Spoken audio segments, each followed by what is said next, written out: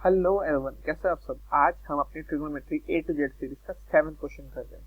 इससे पहले मैं आपको 6 क्वेश्चन करा चुका हूँ। उन 6 के 6 क्वेश्चन के लिंक आपको डिस्क्रिप्शन में मिल जाएंगे। अगर आपने वो देखने हैं तो जरूर डिस्क्रिप्शन में जाए, उन वीडियोस पे पर्टिकुलर क्लिक करें और उन वीडियोस को देखें, उनके कंसेप्ट को समझे। हर क्वेश्चन में मैंने आपको डीप एनालिसिस के साथ कंसेप्ट, ट्रिक और फॉर्मूला कराने की कोशिश की है।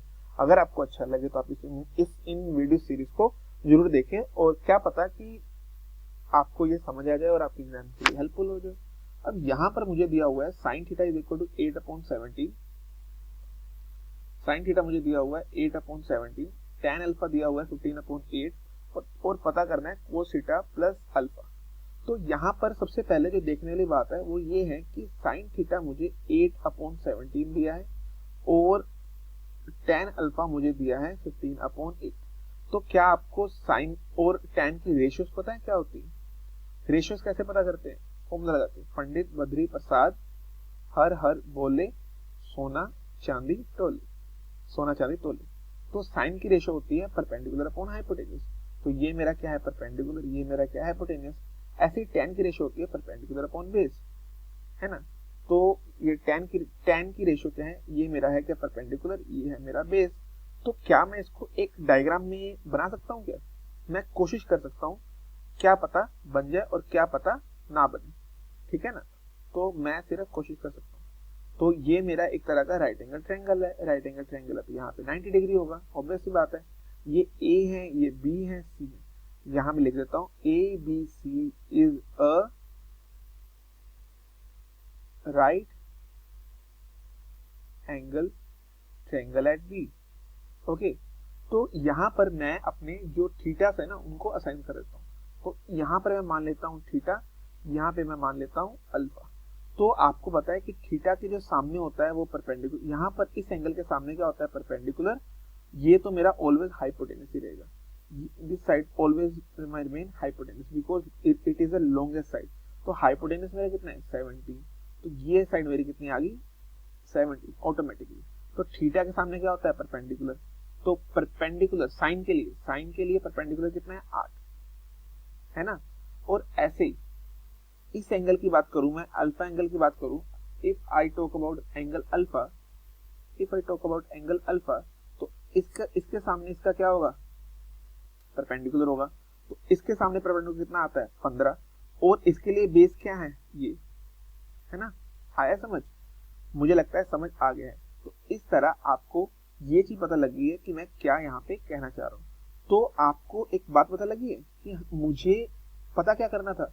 मुझे सिंपली ये पता करना था कि थीटा प्लस अल्फा कितना आ रहा है। तो आपने एक बात नोटिस की, अगर मेरा ये वाला एंगल 90 डिग्री का है तो ऑब्वियस ही बात है इन दोनों एंगल्स का सम, अल्फा और थीटा का सम 90 डिग्री का होगा। क्यों 90 डिग्री का होगा? क्यों पूछ रहे हो? वाई? इस क्यों का जवाब तो आपके पास है। बिकॉज एक जो ट्रायंगल होता है, ट्रायंगल के ऑल एंगल्स का सम कितना होता है? 180 डिग्री। इससे ज्यादा तो हो नहीं सकता। और अकेला यही एंगल बी ही 90 डिग्री का है, तो बाकी दोनों का सम भी कितना होगा? 90 डिग्री तो होगा। It imply theta plus alpha collectively कितने हैं? 90 डिग्री के हैं। और मुझे क्या पता करना है? कोस थीटा प्लस अल्फा पता करना है। अब cos theta plus alpha 90 degree, और कोस 90 डिग्री क्या होता है? मतलब इसका आंसर क्या आ गया? अब यहाँ पर मैं एज्यूम कर रहा हूँ कि आपको साइन टेबल आता है, मतलब ट्रिग्नोमेट्री टेबल आता है। कौन सा ट्रिग्नोमेट्री टेबल आपको याद है? जो होता था इस तरह, यहाँ मेरे होते थे 0 डिग्री, 30 डिग्री, 45, 60 और 90। तो यहाँ पर होता था साइन, यहाँ होता था कोस, यहाँ होता था टेन। साइन 0 क्या होता है? 0, 1/2, 1/√2, √3/2, 1। तो इसको उल्टा कर दो, ये 1 हो गया, ये √3/2 हो गया, ये 1, 0, 1/2, 1/√2, 1/√2 आना चाहिए, 1/√2 है, और ये 1/2 हो गया 0, मतलब कोस 90 की वैल्यू 0। और इसका क्या होता था? 0/1 0, 1/2 1/√3 हो गया, ये 1 हो गया, ओनली √3 हो गया, 1/0 इंफिनिटी। आई होप आपको ये वाला टेबल अच्छे से याद होगा। अगर आपको ये वाला टेबल आता है, ये पर्टिकुलर टेबल आपको आता है, तो ये वाला सम आपके लिए आसान होगा। अगर नहीं आता है तो भी कोई बात नहीं, मुझे लगता है कि आप एक छोटी सी वैल्यू तो याद कर ही सकते हो। इसका आंसर है 0। 0 मैंने प्रूव कर दिया है, आप 0 से हीरो बन चुके। अगर आपको ये तरीका, ये मेथड समझ आया है, आई होप आपको समझ आया है जब मैंने आपको ये पर्टिकुलरली ये चीज बताई कि ये चीज कैसे है ना। मुझे लगता है समझ आपको आया है तो जरूर इस वीडियो को लाइक करें, सब्सक्राइब करें चैनल को, इसके प्रीवियस वीडियोस को देखें।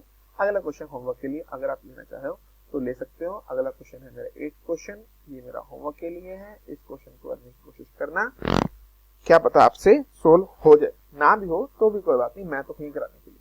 Okay, thank you so much.